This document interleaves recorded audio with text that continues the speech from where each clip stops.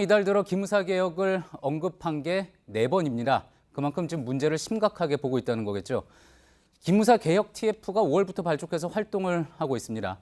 장영달 위원장 모시고 어떻게 바뀔지 또 어떤 방향으로 가야 될지 직접 한번 들어보도록 하겠습니다.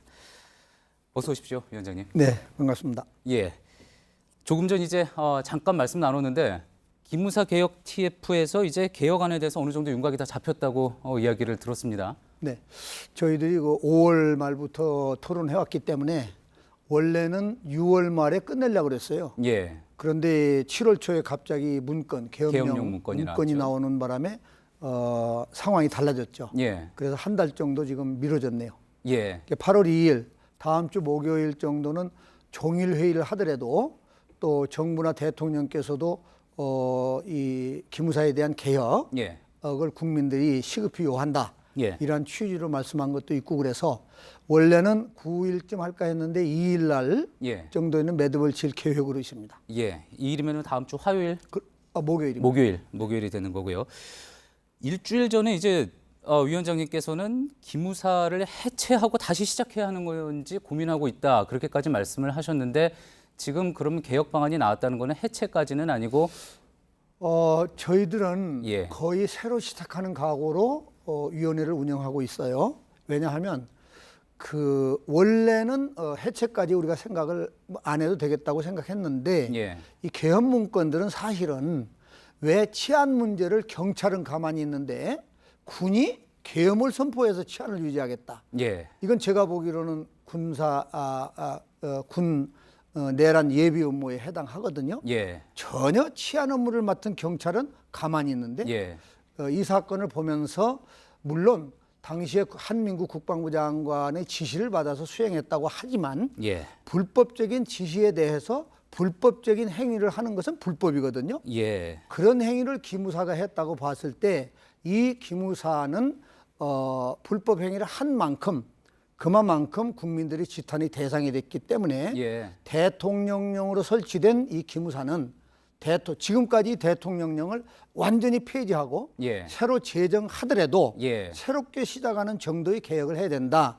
그렇게 저희들이 생각합니다. 그렇다면 그게 어느 정도까지의 개혁이 되겠습니까? 지금 일각에서 나오는 이야기로는 기무사의 수장을 아예 군인이 아니라 민간인이 맡기는 방안도 염두에 두고 있다. 그런 민간 이야기도 전문가가 할 나오고 수 있습니다. 있어요. 예. 왜냐하면 선진 각국에 가면 모든 국방 계통은 문민 통제의 원칙하에 진행되고 있잖아요. 예. 그 문민 통제의 전통이 쌓여 있기 때문에 감히 군이 무슨 쿠데타나 이런 엄두를 낼 수가 없게 돼 있습니다. 예. 그래서 우리나라도 차제의 기무사의 고유 업무 같은 건 없을 수는 없는 거예요. 예. 그런데 항상 이런 문제를 야기하는 역사가 오래됐기 때문에 차제 전문가가 있으면 민간인이 맡는 것도 대단히 중요한 대목입니다. 차제에 한다 그러면 당장은 아니더라도 앞으로 할 수 있다.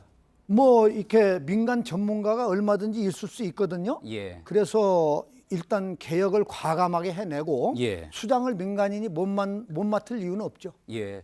지휘 계통도 궁금합니다. 기무사가 그러면은 지금과 같은 위상으로 있을 것인지 아니면은 독립된 청으로 남을 것인지 아니면 지휘 계통을 국방부 장관 바로 직속으로 둘 것인지 여러 가지 이야기 나오지 않습니까? 마지막 말씀하신 부분은 좀 위험한 부분이 있어서 저희들이 조심해요. 그러한 예. 의견을 가진 위원들도 계시지만 이번 사건처럼 국방부 장관이 기무사에 지시를 해도 저렇게 엄청난 불법 행위를 하는데 장관 밑에 모든 정보를 독점하는 그런 기구가 장관 밑에 들어가 있다. 예. 그렇게 되면은 그 정보 기구는 장관의 말하자면 참모 기구가 되는 거예요. 오히려 부작용이 발생할 수 있다. 그렇죠. 그러니. 지금 멀리 떨어져 있어도 이런 일이 나는데 예. 그냥 상시적으로 붙어서 장관 말만 들은다고 할 때는 그 국방부 장관이 어떤 일을 저지르더라도 아무도 통제할 수가 없는 문제가 발생해요. 그렇기 때문에 형식은 지금에서 크게 달라지긴 어려울 거예요. 예. 근본적인 대책으로 저희들이 제안하려고 하는 것은 보훈처나 방사청이나 이런 것들처럼 예. 여야가 협의해서 미래적으로는 독립법적 기구가 되는 게 좋겠다. 예. 이런 걸 건의를 하려고 합니다. 예. 그러나 당장에는 이 현재의 대통령령이나 기무사령 이런 것들을 완전히 폐지하고 예. 새로 제정하는 수준의 새로 시작하는 이러한 단계의 개혁안을 저희들이 모색하고 있습니다. 예. 자, 그렇다면 독립된 청으로 만드는 것을 유력하게 검토하고 있다. 이렇게 미래적으로는 그렇게 가야 된다라고 예. 저희들이 제안하고자 합니다. 예. 그렇게 한다고 하더라도 또 감시하는 주체는 또 있어야 되지 않겠습니까? 그 그렇죠. 감시의 주체를 어디에 맡기려고 생각을 하십니까? 지금까지 기무사라고 하는 게 말하자면 청와대의 통수권 보좌를 핑계로 예. 권력 남용이나 이탈들이 많이 있었기 때문에 특권의식을 갖고 활동했단 말이에요. 예. 거기에서 부작용이 나오기 때문에 앞으로는 군 내부도 헌병도 있고 군 검찰도 있고 법원도 있고 여러 기구들이 있어요. 예. 그리고 또 민간 기구인 국정원도 역할을 할 수가 있어요. 예. 그렇기 때문에 기무사도 앞으로는 예. 복합적인 통제의 대상이 돼야 된다. 예. 이렇게 보고 접근하려고 합니다. 통제하는 주체는 국회가 될까요? 그것은 이제 외청으로 독립했을 때는 예. 정식으로 국민의 대표 기관인 국회가 그건 감시하게 되죠. 알겠습니다.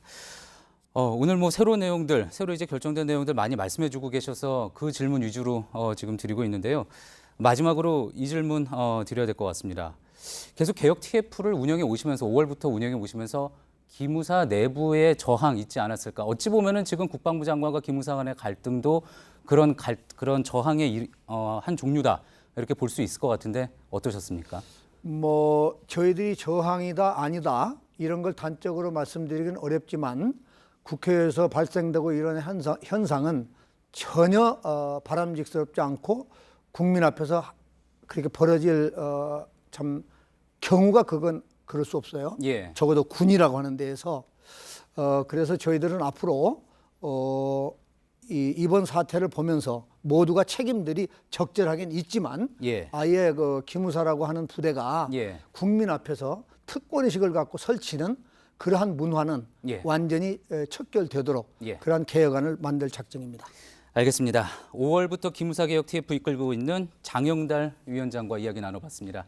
오늘 말씀 감사합니다. 네, 고맙습니다.